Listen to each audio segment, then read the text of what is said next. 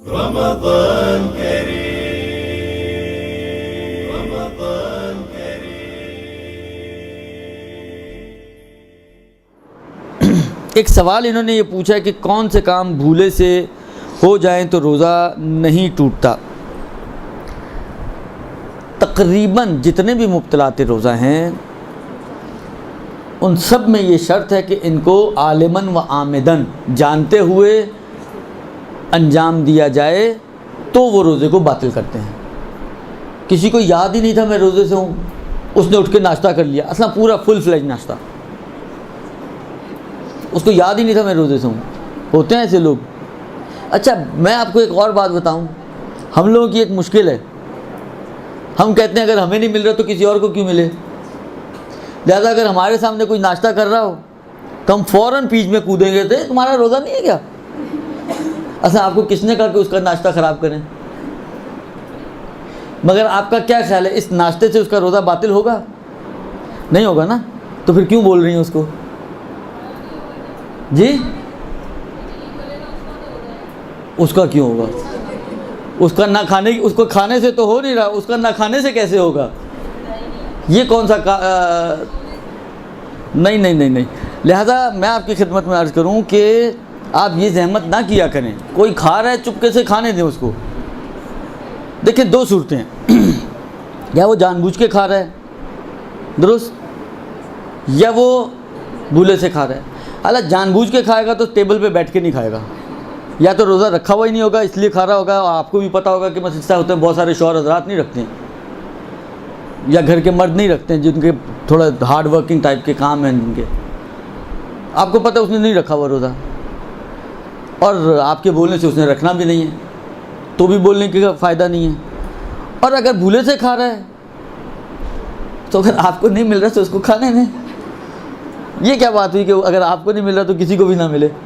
لہٰذا اگر کوئی شخص بھولے سے کھا لے یا پی لے، بچیاں آتی ہیں اسکول کالج سے آتی ہیں، اب آج کل تو خیر چھٹیاں ہیں، لیکن آتی ہیں بالآخر آتے ہی سیدھی گئیں فریج کھولا پانی پی لیا، ادھر سے ہی ماں نے چیخ مار دیا، یہ تمہارا تو روزہ تھا، اصل ضرورت نہیں ہے بولنے کی۔ لہٰذا اگر کسی کو آپ کھاتے پیتے دیکھیں اور آپ کو اندازہ ہو کہ یہ بھولے سے کھا پی رہا ہے تو آپ کو بولنے کی ضرورت نہیں ہے، اس کو کھانے پینے دیں، اس کے اس کھانے پینے سے اس کا روزہ باطل نہیں ہوگا۔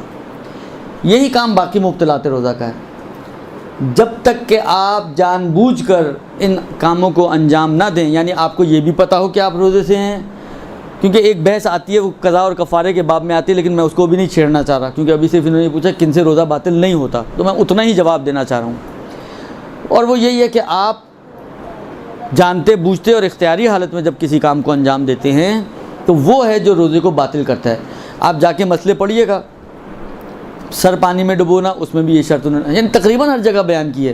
میں موٹی موٹی چیزیں آپ کو بتا رہا ہوں، آپ غبار کے اندر جا کے دیکھیں، اس میں بھی انہوں نے یہ بات کی ہے، جھوٹ باندھنا اس میں بھی یہ بات کی ہے۔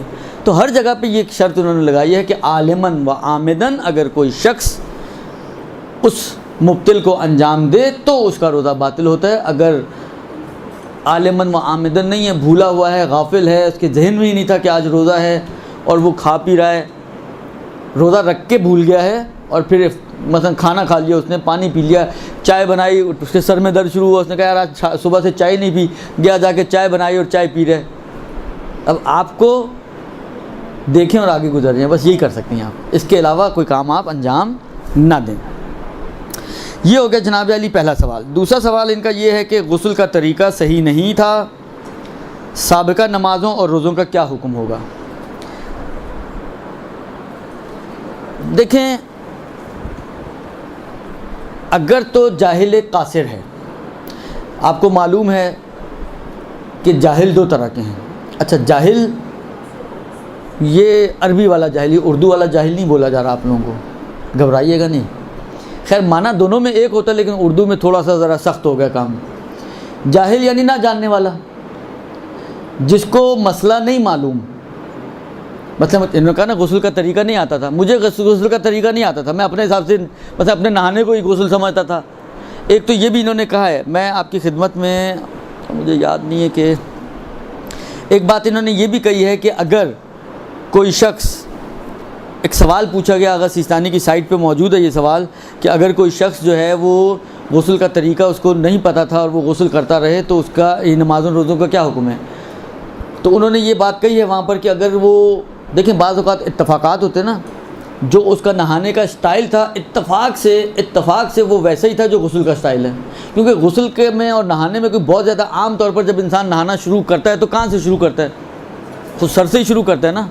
صرف جو مسئلہ آتا ہے میکسیمم وہ یہ آتا ہے کہ شاید آپ پانی سے باہر نہ نکلے ہوں اور یہ وہ اس ٹائپ کی چیزیں، ورنہ شروع تو سر سے ہی کرتا ہے۔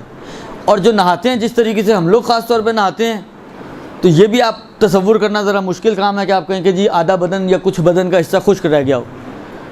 ہم تو قلت آب میں بھی ماشاءاللہ کثرت آب کی طرح نہاتے ہیں، لہٰذا یہ بھی مشکل حل ہو جاتی ہے۔ تو یہی انہوں نے کہا آغا سیستانی نے کہ اگر فرض کریں کہ اس کو ترتیب حاصل ہو ہی رہی ہے آٹومیٹکلی، یعنی جس طرح سے وہ نہاتے وہ اسی طرح سے ہی ہے، تو اشکال نہ دارا تو اس کا غسل بھی صحیح ہے اور نمازیں روزے خود بخود صحیح ہو جائیں گی۔ یہ تو ایک چیز ہے۔ دوسری چیز یہ ہے کہ عام طور پر وہی والی بات ہے، غسل کا طریقہ نہیں آتا تھا کا مطلب یہی ہوگا کہ کوئی بالآخر نہانے میں بھی انسان سارا سر اور گردن تو دھوتا ہی ہے نا۔ یہ ہو سکتا ہوگا میکسیمم کہ جی ترتیب بگاڑ دی اس نے مثلا پہلے بدن دھو لیا، یا خیال نہیں رکھا پہلے بدن دھو لیا سر بعد میں دھوتا تھا، اس طرح کی کوئی چیز کہانی کر لی اس نے۔ تو اس میں بھی انہوں نے یہی فرمایا کہ اگر تو جاہل قاصر تھا، یعنی یہ جو نہیں پتہ تھا اس کو، نہ جاننے میں قصوروار نہیں تھا، مثلا اس نے سیکھا تھا غلط سمجھا، سمجھانے والے نے غلط سمجھایا اور اس کو اطمینان تھا اس کے اوپر، لہذا اس نے اس کے کہنے پر عمل کر لیا، تو اس صورت میں اشکال نہ دارد، اس کا غسل صحیح ہے اور نتیجتاً نماز اور روزہ بھی صحیح ہو جائے گا۔ لیکن اگر یہ جاہل مقصر ہے، یعنی اس کو سیکھنا چاہیے تھا لیکن اس نے نہیں سیکھا اور اپنی مرضی سے ایسا غسل کرتا رہا، تو فرماتے ہیں کہ پھر غسل تو صحیح نہیں ہے لیکن نمازوں کی قضا کرنی پڑے گی، روزوں کی قضا نہیں ہے۔ تو اکثر موارد میں جہاں پہ غسل میں غلطی ہو جاتی ہے یا کوئی اشتباہ ہو جاتا ہے، غسل آپ نے کیا ہے لیکن اس میں کہیں غلطی ہو جاتی ہے، تو اکثر جگہیں ایسی ہیں کہ جہاں پر نمازوں میں قضا آتی ہے لیکن روزوں میں قضا نہیں آتی، روزے آپ کے صحیح مان لیے جاتے ہیں۔